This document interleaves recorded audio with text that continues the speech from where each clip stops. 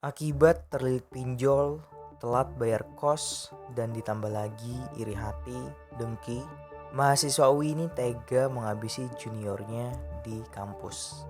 Dan setelah menghabisi juniornya, pria ini menyembunyikan jenazahnya di kolong tempat tidur dengan cara membungkus tubuh juniornya dengan plastik berwarna hitam. Mau tahu cerita lengkapnya? Mari kita bahas di video kali ini.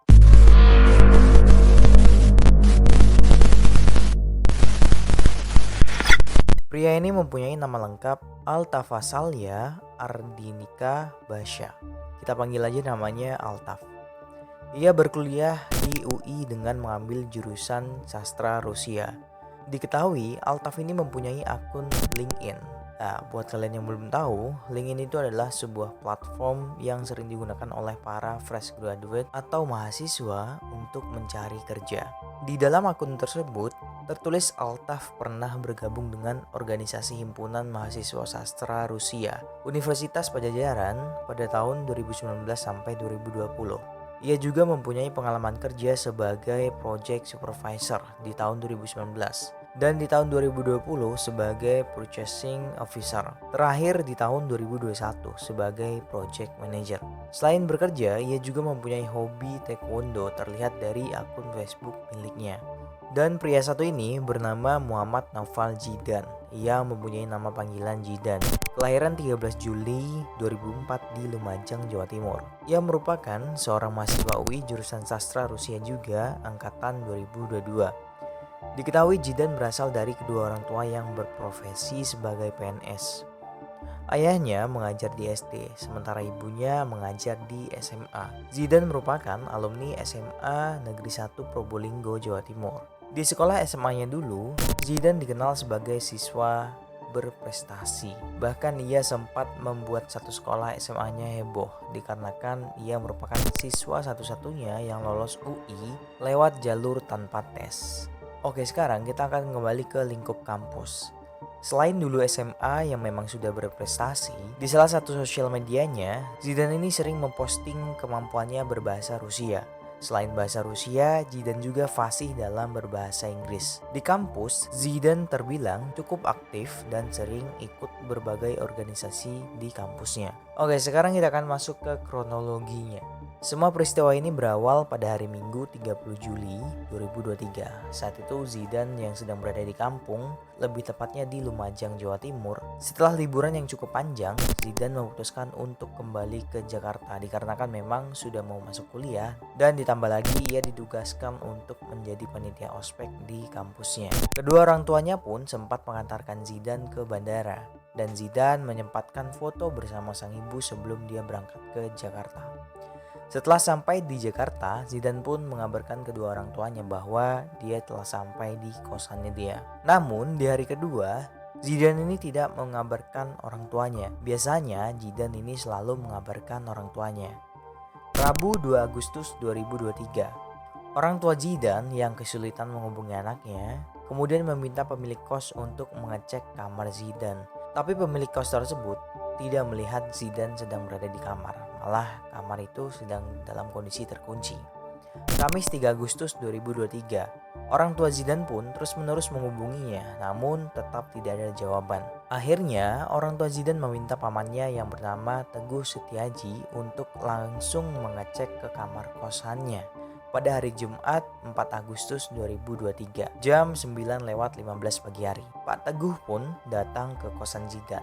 Setelah sampai di kosannya, pamannya ini melihat kamar Zidan dalam kondisi terkunci. Pamannya pun berinisiatif untuk meminta kunci cadangan ke pemilik kos. Saat dibuka, Pak Teguh melihat kamar kos tersebut sangat berantakan dan ada kapur barus bertebaran di mana-mana.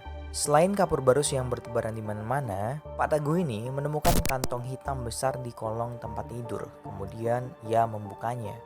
Dan ternyata isinya adalah jenazah dari Zidan yang kondisinya sudah penuh luka. Tepat jam 10.00 pagi hari, Pak Teguh melaporkan peristiwa ini ke kantor polisi terdekat. Tidak lama setelah itu polisi pun datang dan langsung melakukan olah TKP. Polisi juga sempat menanyakan beberapa saksi di kosan tersebut. Kemudian jenazah korban pun dibawalah ke RS Polri untuk dilakukan otopsi. Dari hasil forensik, terdapat beberapa luka bekas tusukan di bagian dada dan bagian tubuh lainnya. Dan juga ditemukan sebuah cincin di tenggorokan korban. Sementara itu, polisi masih mencari pelakunya berbekal rekaman CCTV di kosan tersebut dan semua tertuju kepada satu orang, yaitu Altaf. Polisi segera menuju ke kosan Altaf.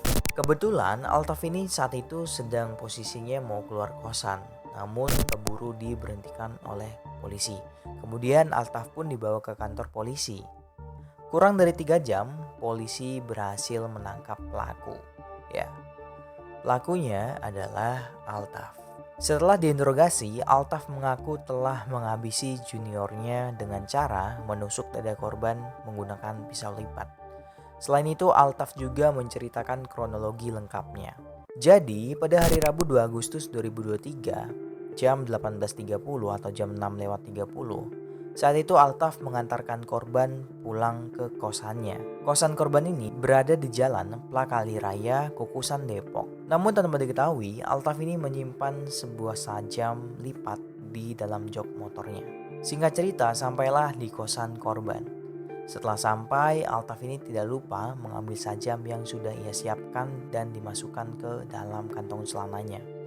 Kemudian Altaf dan korban pun sempat mengobrol di dalam kamar.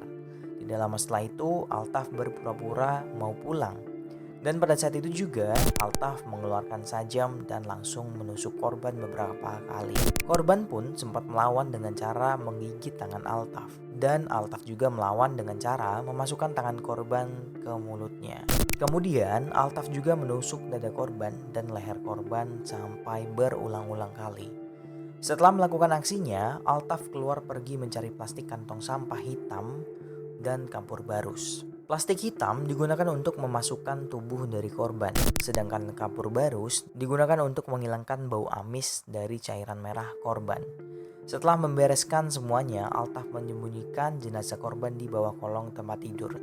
Setelah itu, Altaf mengambil barang-barang berharga milik korban, seperti MacBook, iPhone, sampai dompet, dan sekiranya yang bisa menghasilkan uang.